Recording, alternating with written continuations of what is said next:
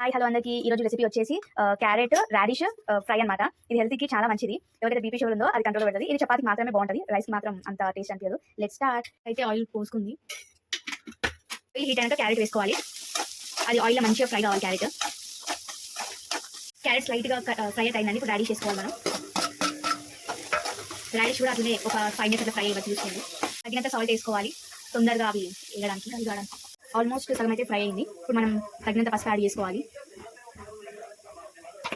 వెల్లుల్లి paste add చేసుకోవాలి. Mix చేసుకొని మళ్ళీ ఒక 2 మినిట్స్ పెట్టుకోవాలి. ఇప్పుడు తగినంత కారం యాడ్ చేసుకోవాలి. మేమైతే 1 స్పూన్ వేసినాం. మీకు ఎంత కావాలో అడ్జస్ట్ చేసి వేసుకోండి. మళ్ళీ కలిపి ఒక 2 మినిట్స్ పెట్టుకోండి. చికెన్ మసాలా యాడ్ చేసుకుంటున్నాం కొంచెం.